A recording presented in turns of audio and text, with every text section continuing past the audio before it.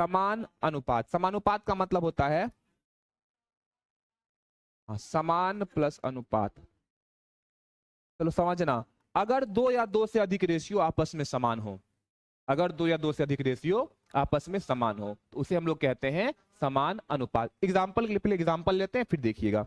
अगर हम लिखें 2/4, 2:4 लिखे हैं हम आपको 12:24, और अगर हम आपको लिखे 1:2, 1:2, ठीक है। अब आप देखिएगा ये कटने वाला है कि नहीं कटने वाला है। 2 1 अंक 2, 2 दूना 4, रेशियो क्या आ गया 1:2।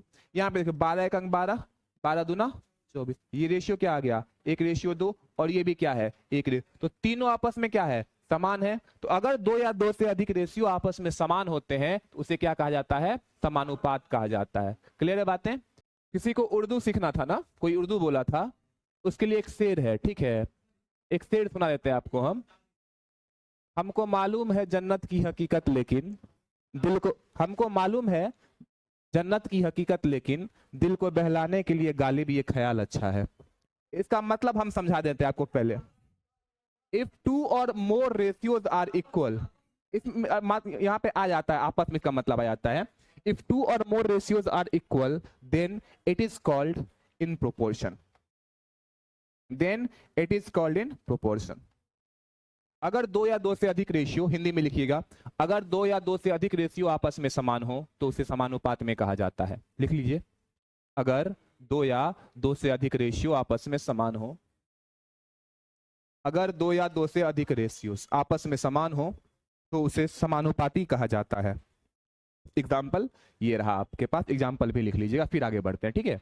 आपको भाषा में लिखा, इधर ध्यान दीजिएगा, इधर आपका ध्यान इधर, हल्ला नहीं आवाज नहीं आनी चाहिए। फिर आप लोग हल्ला कर रहे हैं। अगर ए बी और सी समानुपाती हो, क्या लिखे हैं यहाँ पे कितनी संख्याएं हैं 3, ए बी और सी। अच्छा, समानुपाती के लिए हिंदी में 2-4 वर्ड अलग से यूज किया जाता है। या तो लिखा जाएगा समानुपाती, ठीक है, या लिखा रहेगा सतत अनुपात में, सतत अनुपात, या फिर लिखा जाएगा समान अनुपात में। इंग्लिश में केवल एक ही वर्ड है प्रोपोर्शन, इंग्लिश में केवल एक वर्ड है प्रोपोर्शन, PROPORTION।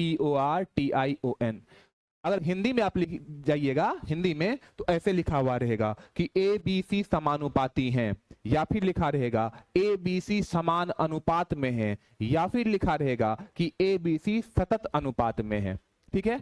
सबसे पहले कितनी संख्या है यहाँ पे, अब पहले समझाते हैं। ए बी और सी, पहला कौन सा है ए, ये जो पहला है फर्स्ट वाला, इसको बोलते हैं, पहला है ना, ए को क्या बोलेंगे हम लोग, 3 संख्या है ए बी और सी, पहला कौन सा है ए, तो ए को क्या बोलेंगे, हम जो समझा रहे हैं समझिएगा, यहां से क्वेश्चन रहता है और भाषा में रहता है, हम भाषा में देंगे आपको, भाषा में क्वेश्चन रहता है। ए को हम लोग क्या बोलेंगे, प्रथम अनुपाती, इंग्लिश में बोलते हैं फर्स्ट प्रोपोर्शन, ठीक है। बी, बी बीच में, एग्जैक्ट बीच में है, तो बी को या तो हम लोग बोलते हैं, या तो बोलते द्वितीय अनुपाती, या बोलते हैं मध्य अनुपाती। बी को क्या बोलेंगे, 2 चीज बोलेंगे, क्या क्या बोल सकते हैं, या तो द्वितीय अनुपाती, क्योंकि बीच में है, तो बीच में है तो क्या कहलाएगा मध्य अनुपाती। आपको बहुत हंसी आ रही है, क्या दिक्कत है। और सी जो है, सी को क्या बोलेंगे, तृतीय अनुपाती। पहले इतनी चीजें आप लिखिए फिर आगे बढ़ते हैं।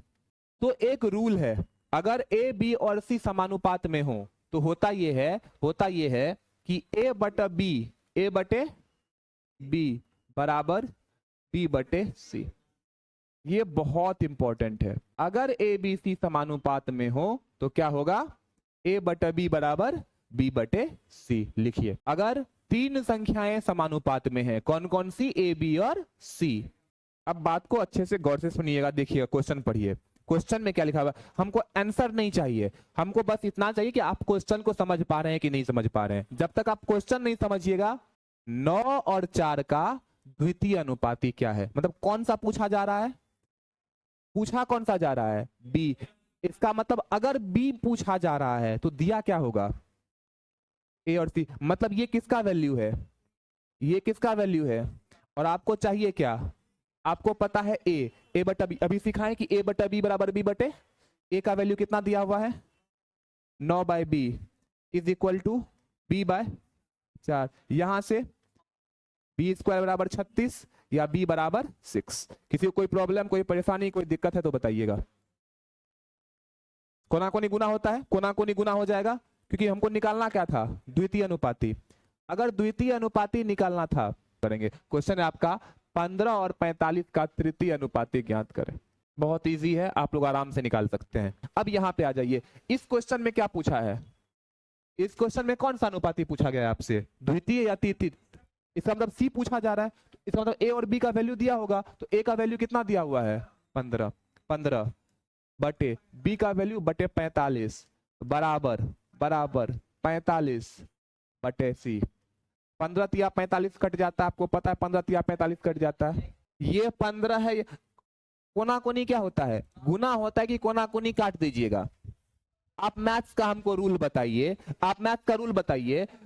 इधर देखिए, बराबर के इधर बराबर के इधर कोना कोनी क्रॉस मल्टीप्लिकेशन होता है। अगर ऐसा हो ना कि अरे सुनो, ए बटा 5 बराबर 5 बटे 1, एक ही मान लेते हैं, एक तो कोना कोनी गुना करें, ए को किससे गुना करेंगे 1 से, तो ए गुना 1 कितना हो गया ए बराबर 5 को 5 से 5 25।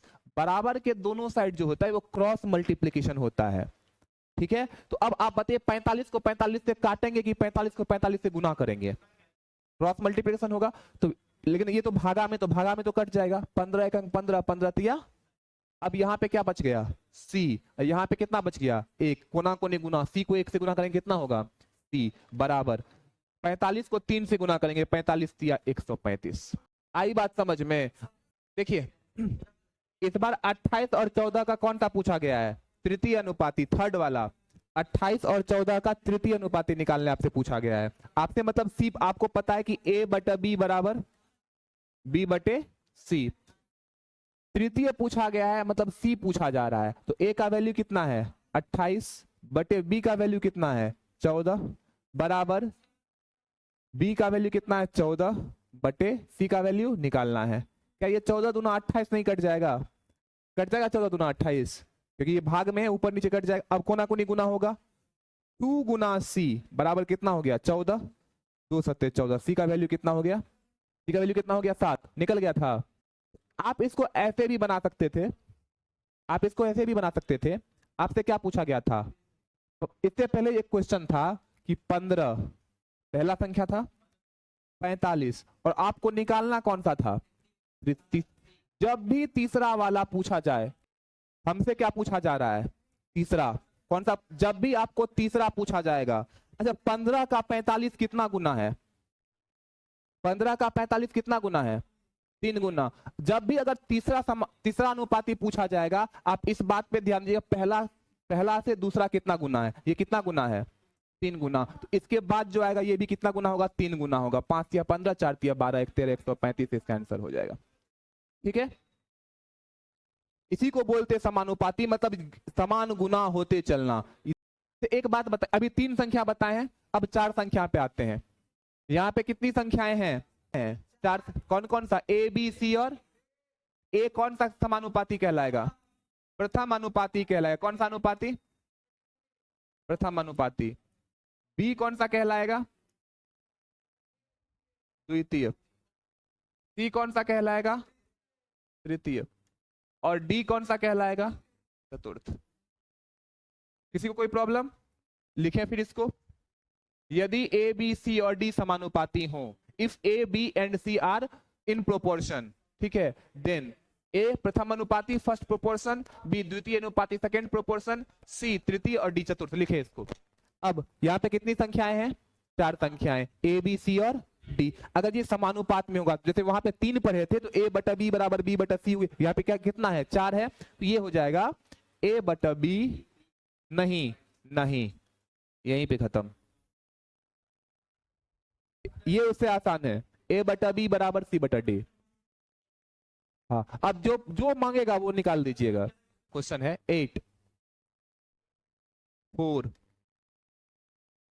8 4 2, 8, 4, 2 का चतुर्थ अनुपाती क्या होगा। वाह गजब, ये क्वेश्चन नंबर 1 था, ठीक है। अब तुम लोग सीख गए जी, अच्छा सीख गए तुम लोग।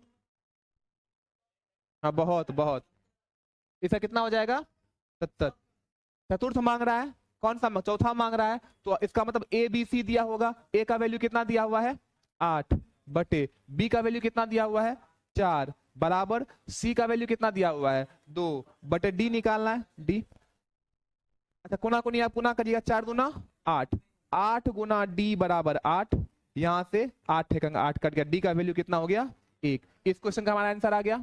अच्छा इसको हम इस तरीके से भी सॉल्व कर सकते थे, इधर ध्यान दीजिएगा, ए बी सी डी, इधर सभी लोग इधर ध्यान दीजिएगा। ए का वैल्यू कितना दिया हुआ है? बी का वैल्यू कितना दिया हुआ है? 4। सी का वैल्यू कितना दिया हुआ है? 2, ठीक है 2। और डी का वैल्यू कितना दिया हुआ है? नहीं दिया हुआ है। यहाँ पे ए और बी में क्या रिलेशन है, क्या हो रहा है? 8 से 4 कैसे आया होगा? आधा हो गया, 2 गुना नहीं।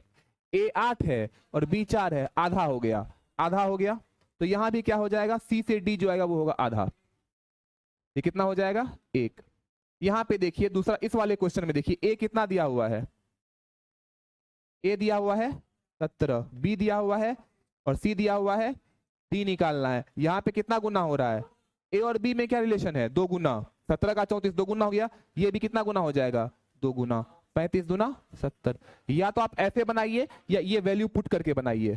एक चीज और बता देते हैं, दूसरा इसी क्वेश्चन को ऐसे लिख सकता है, ए या ऐसे 3:5, 3:5।